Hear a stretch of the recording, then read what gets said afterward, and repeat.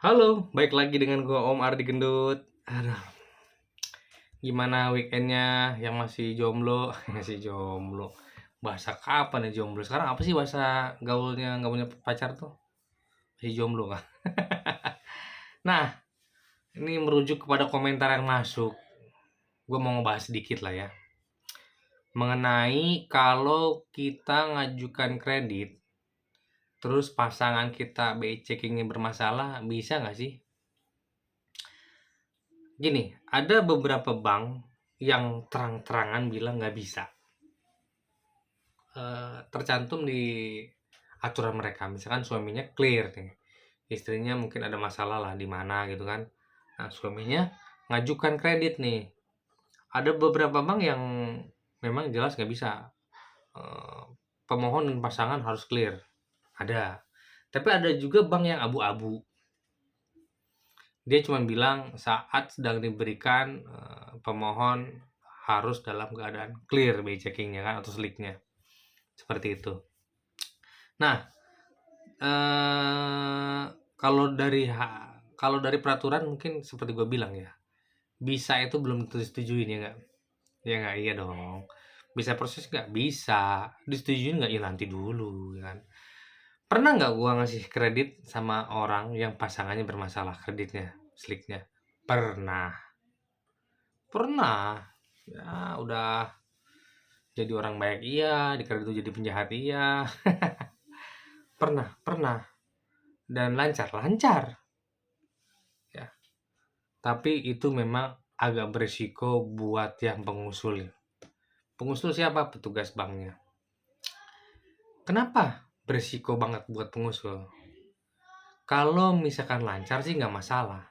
Jadi gini, kita ngeyakinin bos kita nih yang mutus kreditnya nih, itu kan nggak mudah ya nggak? Apalagi kalau misalkan pasangannya memang pernah ada masalah, itu susah. Tapi bisa, memungkinkan ya, gue nggak bilang bisa, memungkinkan hal itu terjadi dengan nanti gue bahas sedikit kenapa hal itu mungkin terjadi. Nah, kenapa sangat beresiko bagi yang ngusulin kreditnya ya? Jadi yang apa sih memprakarsa kreditnya lah, ada yang bilang mengusul, ada memprakarsa, ada yang mengadvise ya terserah apa namanya lah, tergantung banknya kan. Itu sangat riskan bagi yang mengusul karena apa?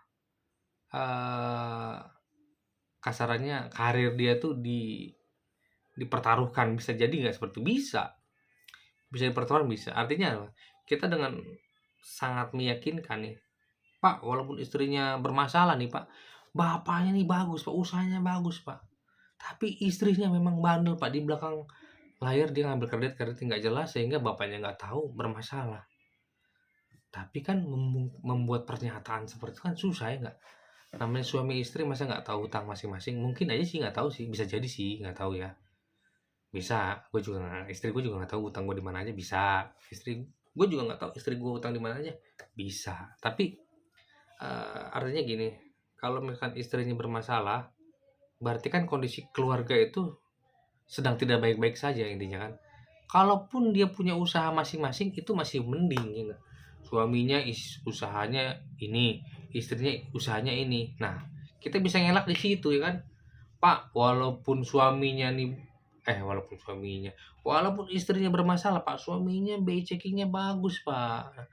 Memang usaha istrinya satu lagi jelek. Nah, itu mungkin masih bisa ya kan. Masih bisa kita belok-belok kan yang memprakarsa kreditnya, mengusulkan kreditnya kan. Karena isinya usaha sendiri, Pak, lagi jelek. Ya, jadi masing-masing tuh, Pak. Nah, yang bermasalah kalau usahanya satu. Suami istri usahanya itu juga. Nah, itu yang jadi pertanyaan kan. Pernah sih gue pernah ngasih kredit yang istrinya pasangannya bermasalah, pernah. Pernahnya dalam keadaan gini, misalkan, oh dulu bermasalah, tapi sudah lama, udah 5 tahun, 6 tahun lalu pernah. Ini bukan juga contoh akhirnya teman-teman boleh, enggak. Ini kan seperti gue bilang, tergantung kondisi, analisa, dan apapun itulah ya. Tapi gue itu yakin waktu itu. Kenapa? Istrinya bermasalah udah lama. Dan nilainya, gue pastikan nilainya minim, kecil. Artinya gue lihat juga, oh skala usaha segede gini, dia waktu itu cuman bermasalah di 800.000 rupiah aja. Kenapa Pak nggak ditutup? Mau tutup Pak, tapi bank yang ngasih kreditnya udah tutup Pak, bingung kita tutupnya kemana. Ada pertanyaan seperti itu? Ada. Nah itu kadang-kadang, oh ya udahlah, kayaknya nggak mungkin juga ya, nggak usaha segede gini bermasalah di 800.000, kayaknya enggak lah ya. Makanya hal-hal seperti itu bisa bisa bisa exception lah, bisa pengecualian ya enggak. Kita juga enggak saklek-saklek banget, tapi kalau memang kira-kira apa ya, plusnya masih lebih tinggi ya, usahanya jauh lebih tinggi dibanding hitungannya, oke lah. Biasanya yang pengecualian itu biasanya kalau gue lebih ke nilai nominalnya dan waktunya, jangka waktunya udah terlalu lama kan. Bisa aja kan. Atau biasanya gue kasih arahan, Pak, tolong lunasin dulu lah Pak, selesaiin dulu lah Pak. Kalau bisa. Tapi kalau enggak, ya udah kita coba usulkan, kita coba prakarsai kan gitu. Seperti itu ya. Artinya, baik lagi ke topik utama. Kalau pasangan bermasalah, tergantung banknya intinya. Ada bank yang saklek, ada bank yang masih ngasih apa ya, ya ngasih pertimbangan ya. Tapi pertimbangan itu harus berdasarkan data-data yang kuat, plus minusnya ada, ya seperti gue bilang, usahanya gede sekali, tunggakannya sangat minim, dan itu mungkin dia kesulitan nutupinya. Ada alasan-alasan yang memang masuk akal.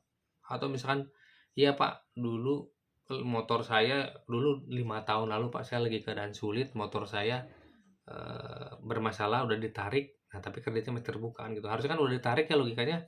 Mestinya sih kalau pikiran gue ya, kalau motor ditarik misalkan, harusnya motor itu setelah dilunasin ditutup kreditnya kan, harusnya kan seperti itu ya. Tapi nggak ngerti juga gue sistem di leasing seperti apa kan. Artinya gue juga nggak bilang iya, nggak bilang enggak. Jadi tergantung analisa banknya ya teman-teman ya. Ada bank yang masih mau nerima, ada bank yang betul-betul tidak mau. Jangan dipaksain juga ya enggak. Kalau emang nggak mau ya sudah kan gitu. Nah, inti dari semua yang gue bicarain itu adalah saling menjaga ya, nama baik. Coba lihat istrinya sekarang punya utang apa, coba lihat suaminya sekarang punya utang apa, kondisi utangnya seperti apa ya enggak, sehingga jangan sampai ketika baru mengajukan kredit baru tahu, waduh istri saya ternyata utangnya yang mungkin nggak banyak tapi ternyata bermasalah, atau dipakai sama saudaranya ya kan, beli motor dipakai sama orang tuanya, dipakai sama adiknya, dipakai sama keponakannya, kan bisa aja kan. Namanya juga kredit, bisa aja kan pakai nama, ya nggak? Gue dulu beli motor pakai nama bapak saya kan gitu, biar apa, biar clear gitu, masih belum pegawai tetap, pengen beli motor ya udah pakai nama papa saya, ajukan ya kan, saya yang bayarin dan lancar alhamdulillah sampai sekarang motornya sudah dijual kembali ya.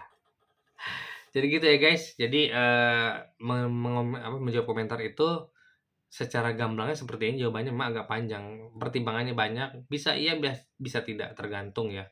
Pertama tergantung aturan, tergantung bagaimana cara pandang petugas bank dan yang memutus kreditnya mengenai kredit yang bermasalah itu ya. Kalau memang bermasalahnya terlalu besar ya gue juga nggak mau. Misalkan mau ngajuin tiba-tiba di BPR masih ada tunggakan 100 juta ya gue juga nggak mau, udah nilainya gede ya kan. Terus masih baru lagi bermasalahnya kan, seperti itu ya. Ada hal-hal yang ya gue juga manusia yang mempunyai exception yang bisa gue terima gitu, dan gue tahu sadar bahwa oh memang kreditnya memang belum bisa diselesaikan karena alasan tertentu, banknya sudah nggak ada, mau nutupnya bingung kan, seperti itu kan, bisa aja kan. Ya itu ya guys yang bisa gue sampaikan mengenai kredit bermasalah pasangan. Semoga teman-teman semua bisa menyimak.